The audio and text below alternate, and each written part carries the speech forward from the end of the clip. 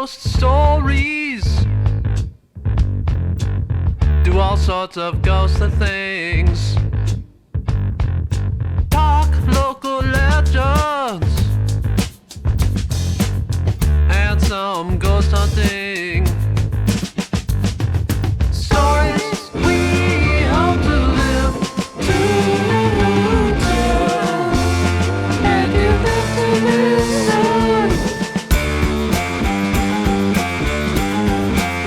Huz Ghost Stories.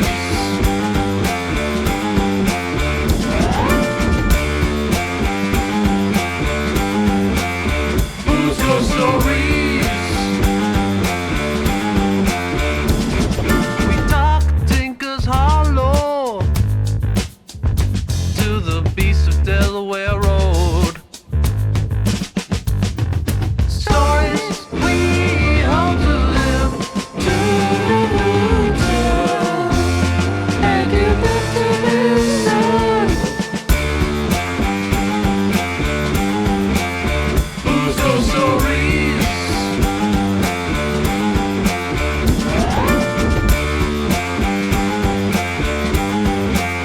Huz Ghost Stories.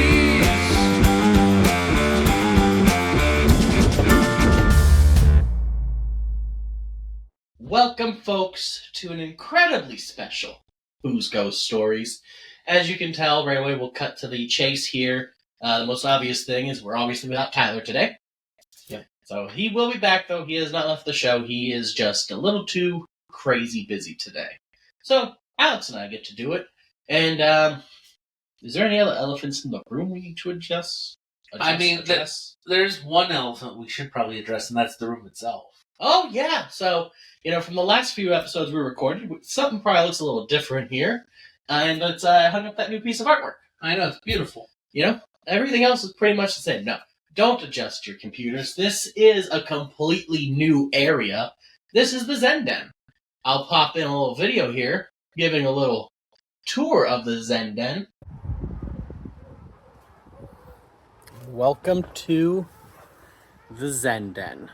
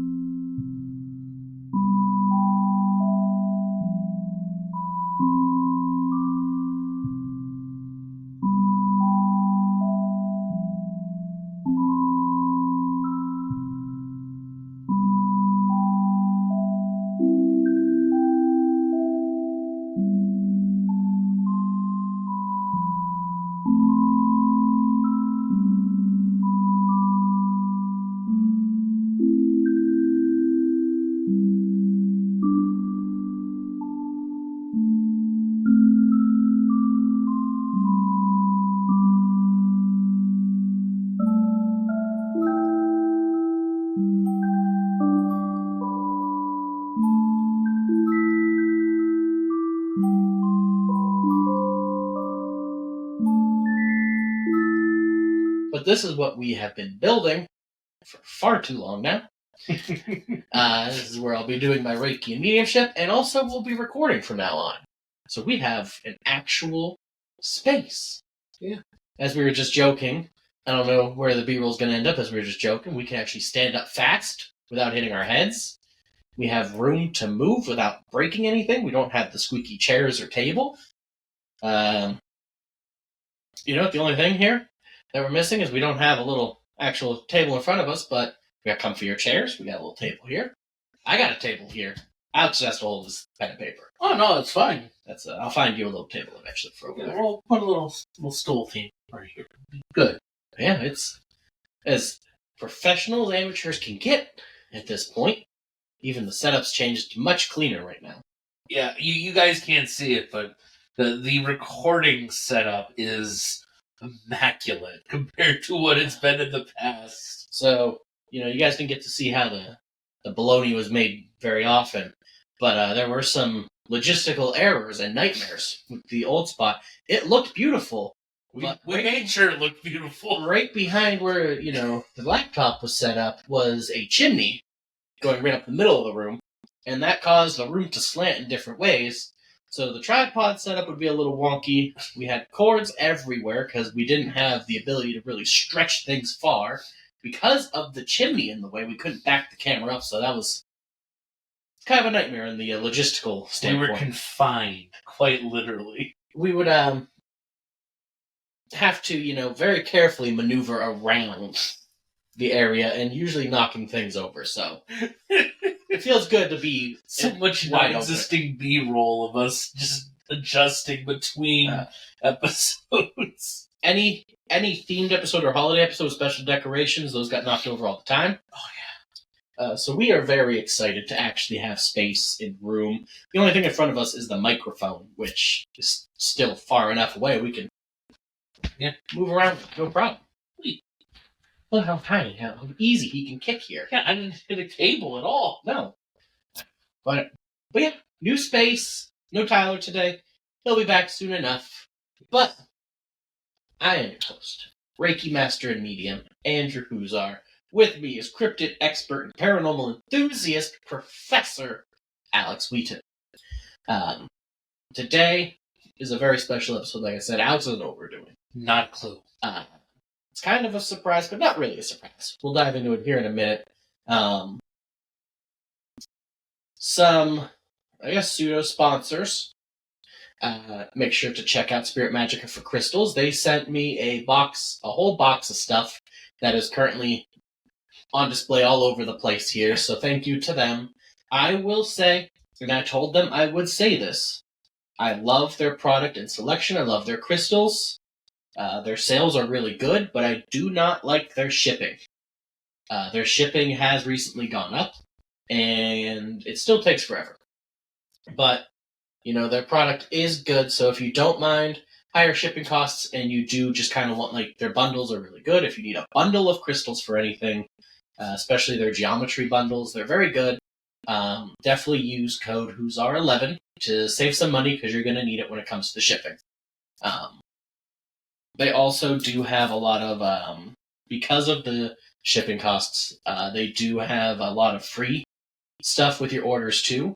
So I would definitely take advantage of anything free that they are offering you. I love the stuff they have. They knew I wasn't going to lie when it came to something, and that is just the shipping. So everything else, though, I'm always thrilled with them. Erie All-Star Wrestling. Go check them out. Since recording last time, JJ Rumham is currently not the champion, so I cannot go on my spiel on him. But they will be deciding a new champion soon because he got hurt. But they do have the Canadian Heavyweight Championship now. I don't know how Canada gave it to him. Canada has tiny belts, so I will say it is a tiny belt. Canada, tiny belts. Wait, a tiny heavyweight belt. Tiny heavyweight belt. That doesn't seem like that works. I know. I don't know what Canada's doing, but the American superstar Vince Valor won the belt, so Erie All-Stars does have the Canadian Heavyweight Championship right now. Does he fit in the belt? The strap is big enough to go around him. It's the front part that's a little small. Okay. Little small. Tag team champions 9PM is still around. They're moving to a new location though, the Saga Club. They have outgrown the church, or the church has thrown them out, or the church didn't like that a tarot reader was being advertised there. Not quite sure which one of those, but they are moving to the Saga Club now. Which is a lot. Ceilings lower, buildings bigger. We'll put it that way. Trying to figure out how to phrase that there with saying it was bigger. Lower ceiling, bigger building. How much are tickets for this show? I believe they are still $10 for general admission. I cannot imagine them going higher than that for general admission. Front row, second row, I think it's like $12, $15. But general admission, get yourself in the door. It's a great night of fun. You'll see me there. Now that I have my voice back, I will be hooting and hollering and whoopieing. Yeah, and then I'll be gone again. Yeah, and then it'll be gone again. But, you can't have a voice forever. Voices are only temporary. Don't have it forever, so use it while you got it. But that does it for all of the housekeeping spiel. So what are we doing today? Anything else I got added? I don't know. Pretty soon we will be having our first spin-off episode. Oh, yeah. I won't give you too much information on what the first topic's going to be, but whose conspiracy theories is coming at your way. It's gonna be something. It's gonna be something special. There's a few other special guests besides Tyler that want to be involved with it, so we don't really know how it's gonna turn out, but it's gonna be wild. It'll be something. And make sure follow me on all socials on TikTok and Facebook. We do different live videos at Who's Our Reiki. You can find both of them. But that's everything for That is today. housekeeping. Now, Alex knows that I like to thoroughly research any topic that we're talking about. That's true. I try my best to not just go from one source because, I want to find as many things to corroborate a legend or a story as possible. And we both love the history part of things and how a legend was made. But that's not the case with every story. As everyone watching this knows, all of your local areas have very personal and low-tier stories that are just not big enough to be able to corroborate, or they're legends that come from one person's experience. Yep. And these are stories that I learned, but they're tough to do a full episode on because there's nothing else to add to it besides that one account. So here we're going to do a little run where we give some love to these stories. Oh, yes. I have several books. My research books here that I use. So I don't know how many episodes this run's going to be. I don't know how many stories we're going to cover in each episode. Could be 1, could be 42. I don't know. Depends how short they are. But Alex and I, we're going to take turns going through these books, and we're each going to pick a story, and we're just going to read it directly from the book. We will give credit to the author when able to. We'll try not to pick anything too long, but who knows? If a story vibes with us, we're going to pick it. So, Alex, since you are the educator, I will let you go first to pick. You can take your time. I can edit out or fast forward whatever we do. And then each one, except for the weird Pennsylvania, has a table of contents. Yeah, I see the table. You can see the stories. I did bookmark a Bessie sighting that was interesting in there.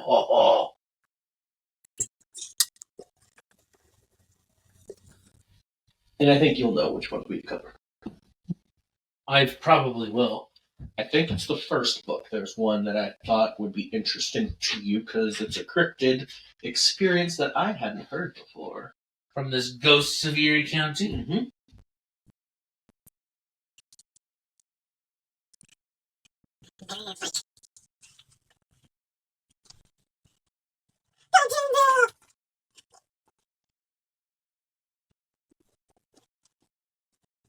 Sterrettania Monster? Yeah, the one that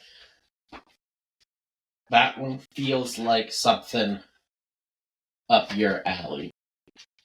I'll definitely admit I actually have heard of it before, but yeah. You know what? Let's start with that. The Sterrettania Monster. You get these other books out of your way. Alex, who wrote that book? Stephanie Winsick? Yes, this is Stephanie Winsick. Ghosts of Erie County. You can still buy this book. It is a great book. I like Stephanie Winsick. She's probably my favorite of the two Erie paranormal authors. That's fair. I'll definitely also say, if you're trying to figure out which book, because there is also a more Ghost Stories of Erie County. The first one, the one that we're reading from right now, has the dog on the chair. So that helps to identify the book cover if you're so choosing. Alex, go ahead and take us into this topic. The Sterrettania Monster. When Dave Peters heard I was writing this book, he agreed to tell me his story, even though he's a bit embarrassed by the whole thing. So thank you, Dave Peters, as well, for sharing this story with Stephanie. I've known Dave for years, and he's one of the last people I would expect to have an out-of-the-ordinary experience. He's a quiet, down-to-earth guy with a family and responsible job, and no interest whatsoever in supernatural happenings. Yet, he still remembers something unexplainable that happened to him on a deserted county road over 20 years ago. What was this book written? What was this particular? Because I want to know now. That one, probably around 2002. I think this one was 2005. All right, so we definitely know about 1980s. That's what I was trying to figure out. Yep, yeah, this one was 2005. It was an afternoon in late October. We're recording this in early November, so right around this time. Dave and his friend Jake had been hunting near Sterrettania, a heavily wooded area located between Girard, Fairview, and Mill Creek in western Erie County. Dusk was approaching when Dave and Jake decided to head for home. The two were bouncing along in Dave's truck, chatting about the day's event, when what they saw suddenly shocked them into silence. Standing at the edge of the road near one of the Sterrettania Road's hairpin turns was what Dave can only describe as a creature. The figure was about 6 feet tall, covered from head to toe with ragged dark fur. Although it appeared to have 4 appendages, the creature stood upright, turning its head slowly as it watched Dave and Jake drive past. The most terrifying feature, Dave recalls, was its teeth. It had huge, long teeth, he says, like something you would see in a horror movie. Dave and Jake continued driving and didn't look back. In fact, the two never even discussed what they had seen until years later. Dave, an avid hunter all his life, thought he had seen every animal there was to see in the forests of Erie County. To this day, we still don't know what it was. And just so you know, he adds jokingly, we hadn't been drinking that day either. Although Dave was not aware of this at the time, the description of the creature he and Jake encountered bears striking similarities to the figure Betty Jean Clem reported seeing at the Presque Isle State Park nearly 10 years earlier. Oh, so we even have 1976. Okay. Because nearly 10 years earlier was 66. There we go. In fact, driving north a few miles on Sterrettania Road will take you directly to Presque Isle State Park. Does Erie County have its very own Bigfoot? Yeah. This is where I was like, I've heard of the Sterrettania Monster before, and I've heard people describe it as a Bigfoot. So, like, I already heard that much. But I didn't, now with the extra context for our viewers and listeners out there, every October for the last 3 years now, Andrew and I have been invited to the Lake Erie Lighthouse for their Halloween special haunt. Was it Fright Night at the Light? Fright Night at the Light, where we tell stories about this local area. And one of the things that we were asked specifically by the woman coordinating the event was if we would cover the UFO sighting from 1966, which was on Presque Isle. For our people who only watch and hear us, that's kind of a special thing we have only done live. We've yet to do it as an episode. Who knows? It might show up on the Conspiracy podcast. It might show up as a special exclusive Patreon video. Who knows? But it's interesting that this story draws a direct connection to it. So yeah, Sterrettania Road it's just the northern part of, you follow it, or the southern part, you just follow it all the way north, and you do hit Presque Isle, so I think that's interesting. It is interesting. So what's really them saying that it is described just as it was on the beach really makes, like, kind of threw me for a loop, because I was all in, like, oh yeah, well, we clearly have a Bigfoot in the Sterrettania area, but on that beach was not a Bigfoot. Well, we don't know for sure. Know. That's the whole thing. All that we had was a hulking 6-foot dark brown creature, and there they described the fangs, and yeah, in some accounts there were fangs, and others they couldn't see the teeth of the creature on the beach. So I mean, yeah, and 10 years, 10-year difference. That's not that much for an animal. No. In Sterrettania, it's a big wooded area still. Yeah. Back then, it would have been more so. Yeah. But even today, like, if you drive past Sterrettania Road, part that's still wooded. It's still a large area. Yeah. It would not be hard for a large animal such as a potential Bigfoot to live and stay hidden back there. Especially in the late 60s through the early 70s.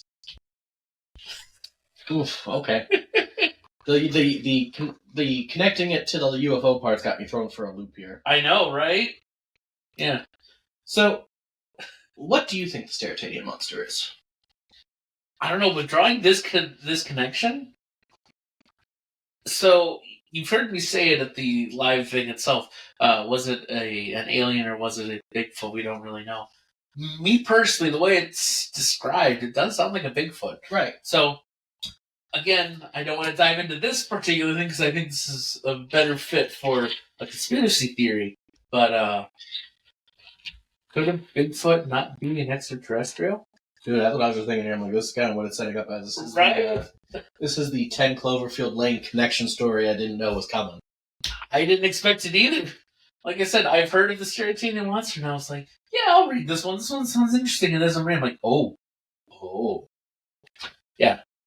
I definitely, Bigfoot for sure, but is Bigfoot an alien species or not? We have our first crossover episode. We Before we unintentionally. even started.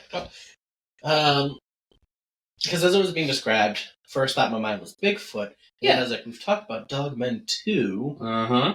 I don't. Quick glimpse could be, but I still lean more towards Bigfoot. Yeah. Plus, I don't. We've had some Dogmen views around here when we looked at the website. True. Not a whole lot. No, and I was going to say, not really in that well, I mean, kind of in the Sterrettania area, but I don't know. I still think Bigfoot. Bigfoot's the nice one. It fits perfectly. I wonder if there are other accounts of the Sterrettania Monster. I couldn't find many when I was trying to. Yeah. Originally wanted to run this exact story here. Wonder. Yeah. It's interesting. It really is. Sterrettania Sasquatch.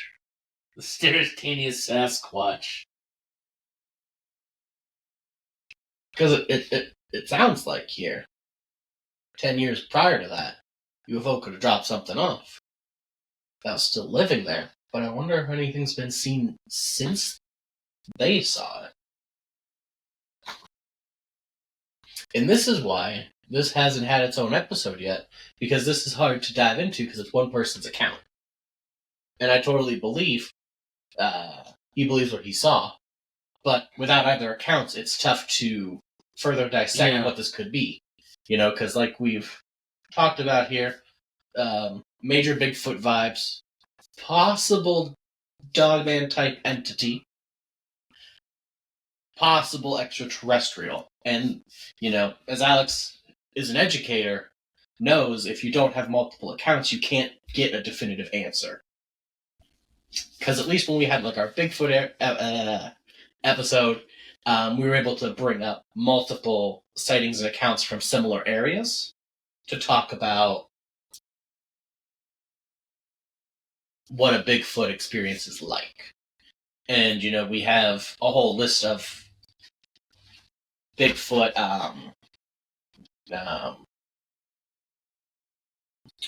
not... There's a list of, like, what can happen during a Bigfoot sighting, like the smells, the sounds, what the Bigfoot typically are like, things like that. But when you have a singular account here, there's nothing extra that you can tie it to because we only have what they saw. Which, they gave a description. October, right in the fall time, too. Which the UFO was in the late summer, early fall. What if they just keep visiting us? And the fangs. Yeah, the fangs is something that... That's what originally... The fangs and the ragged fur are the two things that made me think Dogman. Because Sasquatch teeth usually don't get described because usually people aren't that close. No. It's very specific. Sterrettania Monster. Are you a dog man? Are you some sort of wolf cryptid? Are you a Sasquatch or are you an alien? Now, if this is all an alien, we'll save that for the conspiracy part. That raises a whole lot of other questions about aliens themselves. Were you able to find any other Sterrettania Monster sightings? No. Do you still have the Dogman sighting website? I can probably look it up. I've actually been looking at the Sterrettania Road and Old Sterrettania Road map on Google, trying to figure out where exactly that hairpin turn is. There's a couple possibilities. That's what I've been looking.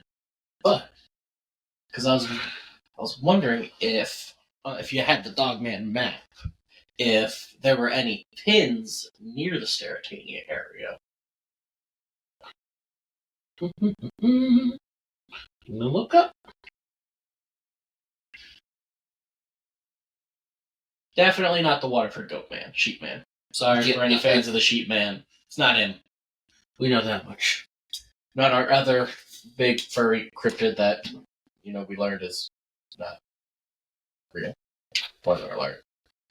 Okay, it's not really a spoiler alert. It was said during the No. Eagle Hotel.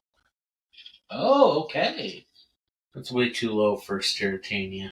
Much, much, much, much, much too low. So that it lends more toward the Bigfoot. Yeah, I'd say that's more southern than Meadville. Yeah. Interesting. Yeah, Mercer County. And I know Sasquatch sightings have been all throughout the area here. Yeah, we've had those for quite a while. I would love to know how many people have had a Sasquatch-esque sighting in that area. Because if one person's seen something, more people should have. In theory. Unless it's really good at hiding there, which, like I said, is a big area, but still.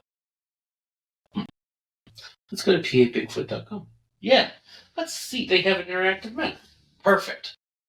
Let's see. If using a smartphone, click on one of the pins to read. Yeah, I know how to use the...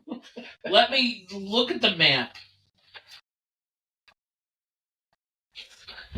Like, why are you not letting me?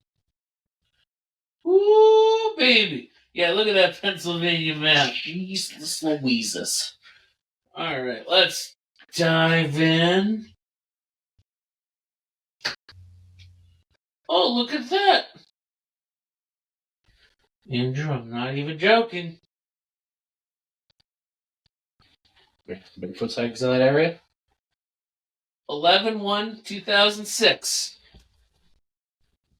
Young boy spotting for deer saw a 7-foot dark brownish black female creature top of the hill about 100 feet away. Ran off because he was scared. And that would be this one in particular. And that's Sterrettania Road. Oh, that's right. That is right off And that's one of the Sterrettania Road. hairpin turns we were just looking at. It is. Yeah. I say it is based pretty much off of Old Sterrettania. What is this? It's the offshoot of Walnut Creek too. Oh. Like, so there's water right there. yes. Walnut Creek runs right through there. And it's the little offshoot of Walnut Creek where that sighting was. Let's see.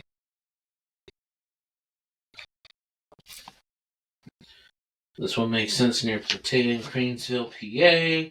That one doesn't surprise me. So, I wanted to point out this one.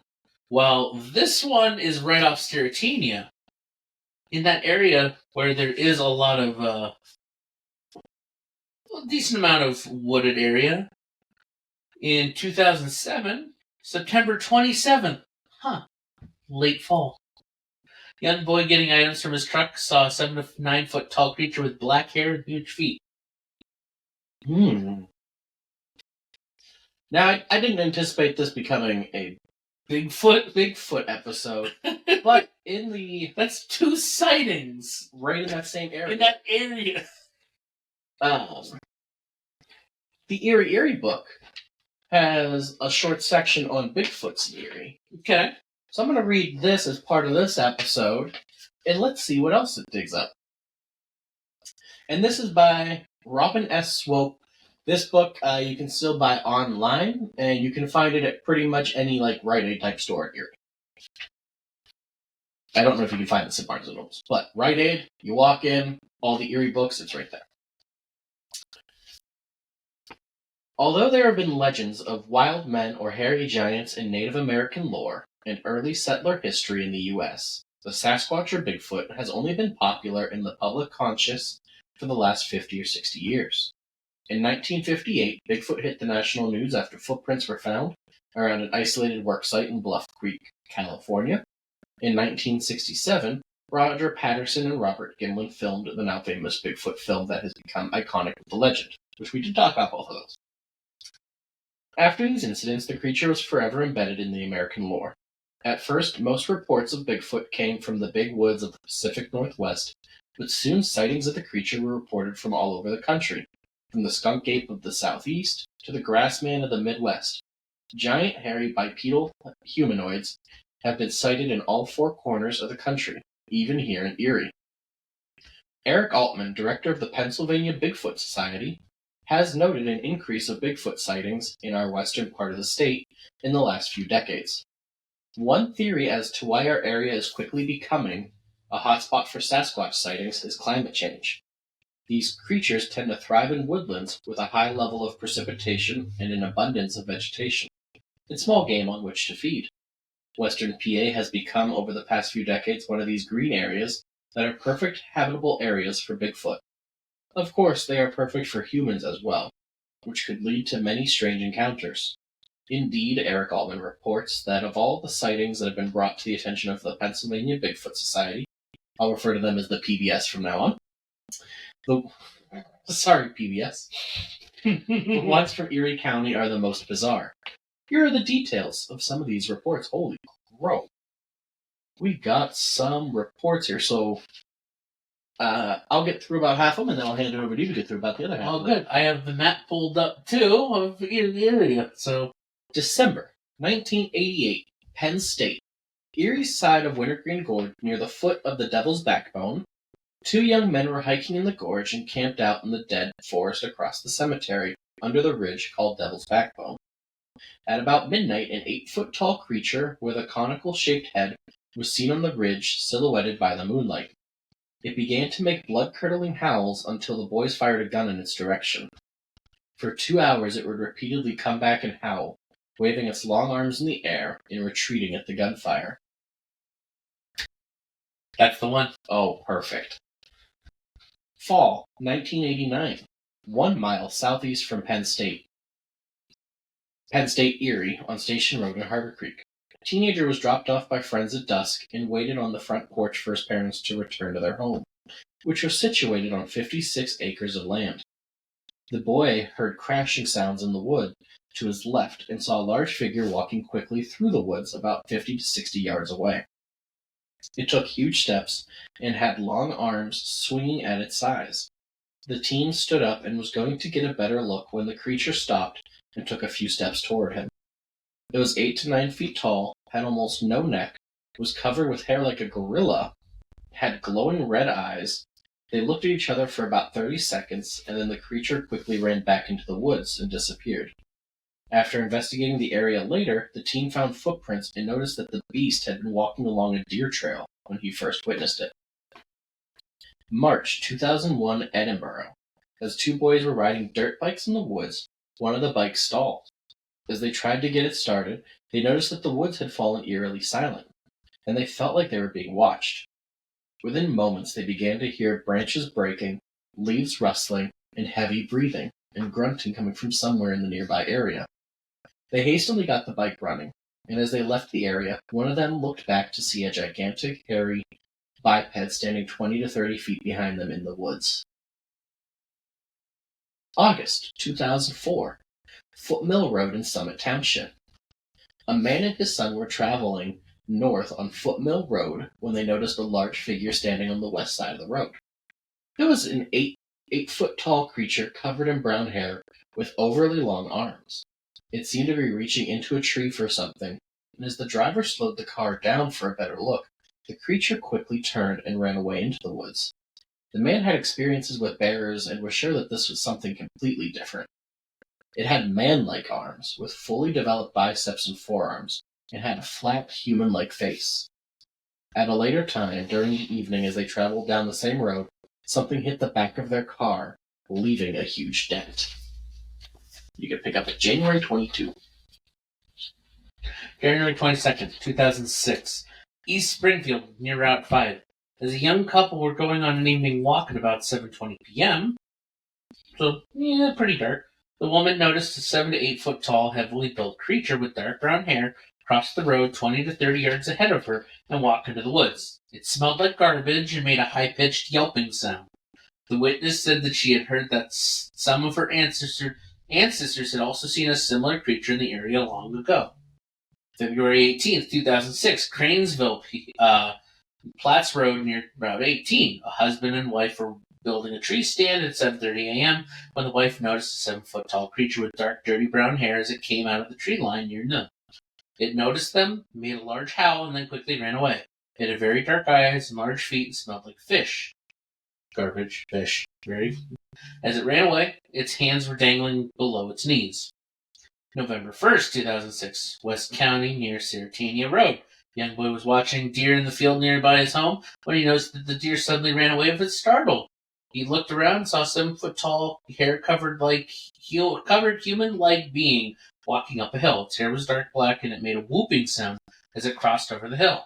September 25th, 2008, Arbuckle Road between Lake Pleasant Road and Footmill Road. Yep, this one's on the map too. A young boy was hunting small game with a pellet gun when he heard something coming from the bush behind him. He called out and heard no reply. Then, as he heard the footsteps behind him again, he quickly turned around and saw an ape-like face staring at him over the brush. The creature was between 7 and 8 feet tall and covered in black hair with black skin. It quickly ducked and the boy ran home. November 19th, 2008, Station Road, east of Penn State, Erie.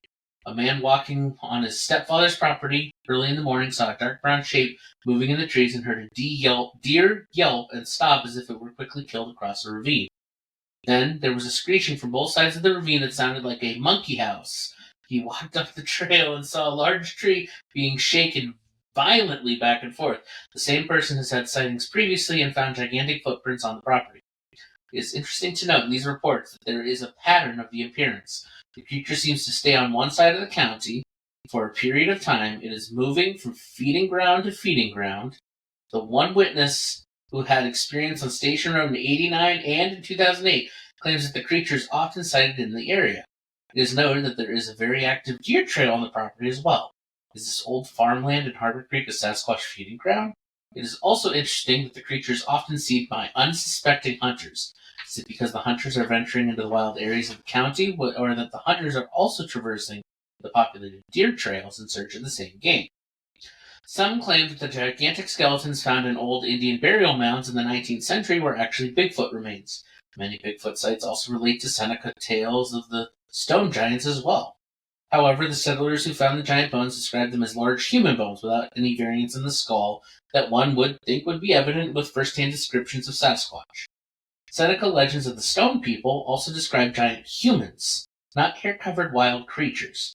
It would therefore seem logical that these historical anecdotes describe something other than Bigfoot or related kin.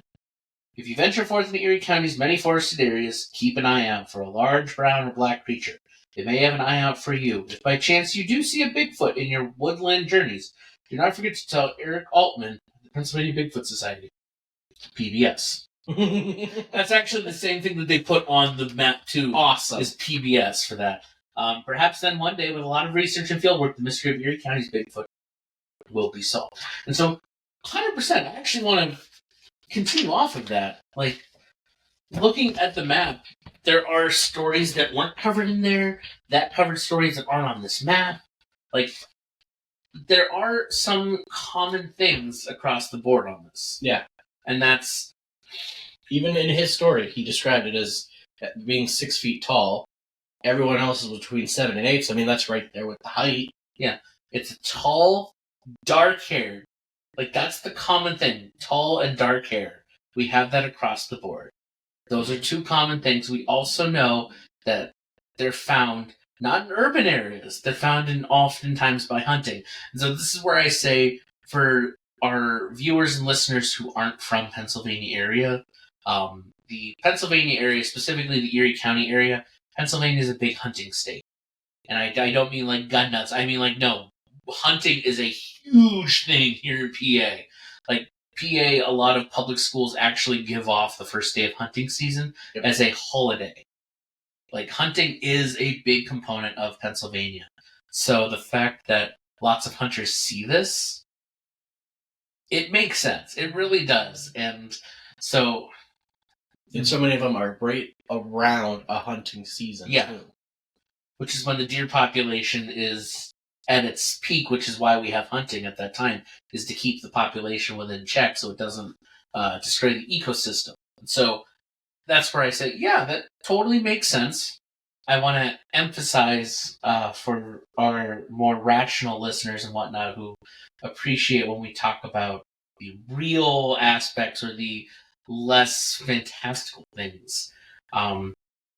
There was a recent, I forget what it was, but I was listening to a bunch of different like conversations about cryptid sightings, and one of my favorite things was most people that encounter a Bigfoot actually just encounter a brown bear. They just don't recognize it, or a black bear. And so, yeah, I'll give them that kind of idea, especially since, with hunting areas, and Pennsylvania does have a lot of woods. Yeah, we could have bears. It's not out of the realm of possibility. However, this is where I'm going to say, I'm not denying bears, but some of these areas historically have had very low to no bear population in decades. That's what makes it concerning. Now, the completely rational person could say maybe it's a species of brown or black bear specific to Pennsylvania that's thought to have been extinct. And that's a possibility. Mm-hmm. I'm open to Sasquatch because I want it to be Sasquatch, personally. And I'm saying that honestly. I want it to be Sasquatch. But I'm not opposed to it being a bear. But again, the fact that these sightings go back quite a long ways, it does go back to, so far, the earliest story that we've have a documentation for is the 1966 UFO sighting.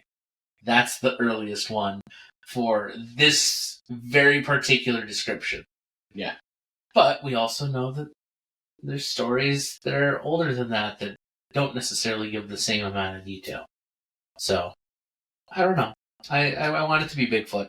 I think it's Bigfoot, and I think there's something to it to say that we're in a particular Bigfoot area, and I definitely like the idea of climate change causing them to be here, where there is a lot of woods still, surprisingly. Right, and that would explain why there's such a boom in sightings.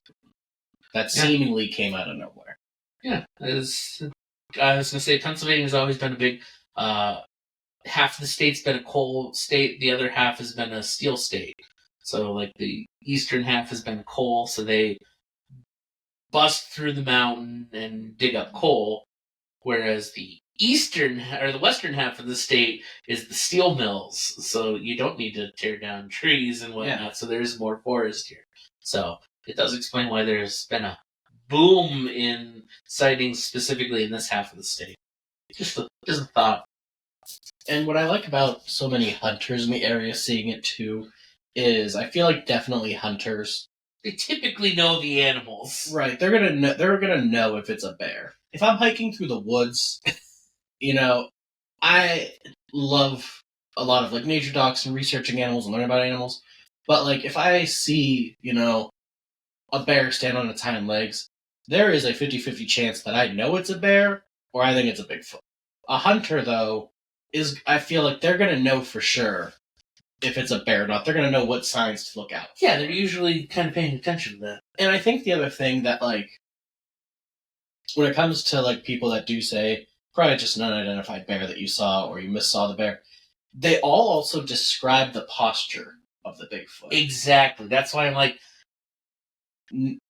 When bears stand on their hind legs, they have a very distinct what stance. if it's a sun bear?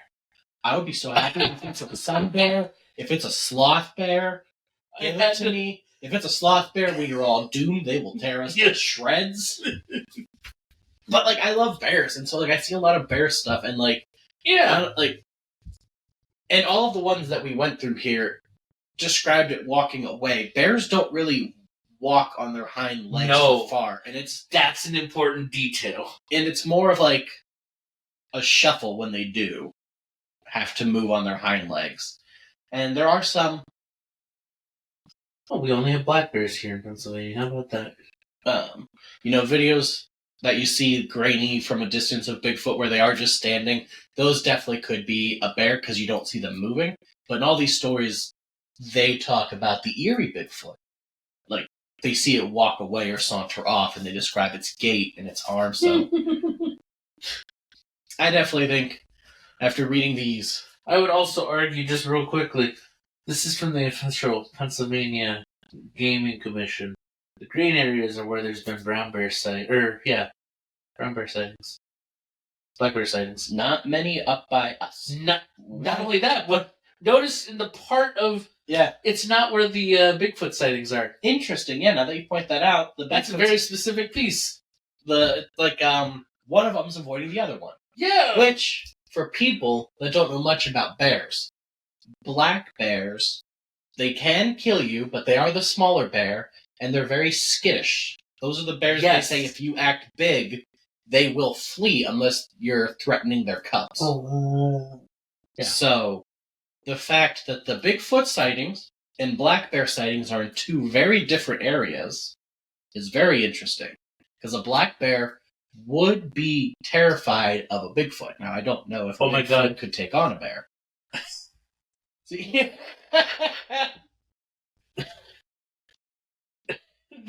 Sorry, that was too good of a picture of a black bear standing. See, from far away, I could see that being Bigfoot. Mm-hmm. But the moment it starts to move, it doesn't just stand there. It doesn't walk. It just stands. Right. They just stand, and if they do try to move, it's a very shuffle, because that's not how they're built to walk. Bears. Not Bigfoot. Bears. Yeah. Oh my god. Interesting. Yes. See, if you do see a bear just stand up, especially in the middle of the woods when you're not expecting it, you could easily make the confusion. But once it starts to move, you're gonna, that's a male. Those are some balls. Interesting, yeah. So I did not mean for this episode to turn into an Erie Bigfoot episode at all. But that's where we ended up going. And I'm okay with it. Erie's Bigfoot deserves some love too. Yeah. If you've had a Bigfoot sighting in the area or anywhere else in the country or world, wherever, I don't care, let us know. I would love to hear your Bigfoot sightings. Yeah. How did you not die? That's a cub. Mama Bear wouldn't have been too far.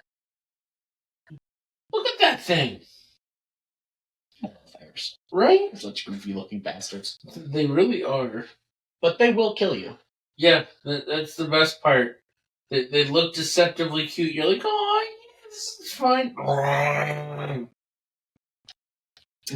Alex, any final thoughts on the Sterrettania Monster / Erie's Bigfoots? It's Bigfoot. It ain't a bear. One other thing I've noticed that I want to emphasize. Description of the Bigfoot. When it talks about its face, black skin, black fur. Flat or almost like a human's. I'm going to ignore that part. Because, biologically speaking, Andrew, can you describe to me the colors of the bear's face? I'd say black face, brown snout. There we go. Prolonged snout. Yes. Would you mistake those as teeth? No. No. Just saying. If it didn't have a brown snout or a lighter colored snout, it was all black, sure. Mm-hmm. But it's not. Nope. So my final thoughts are Bigfoot. I agree. I'm taking fact here, people. I'm not just saying it because I want it to be. I'm just saying, looking at a black bear, if they're seeing a black face, then it's no different color. I don't see black bear. I see Bigfoot. No, I agree. I think it's a Bigfoot as well. I think that does it for this episode. But tune back in because we've got some more little one-off stories that we want to talk about. And you don't know what we're going to crack into unless you come back next time. Yeah. So make sure you subscribe, like us, share us all around with people you love or people you hate. We love them both. And until next time, stay in the light.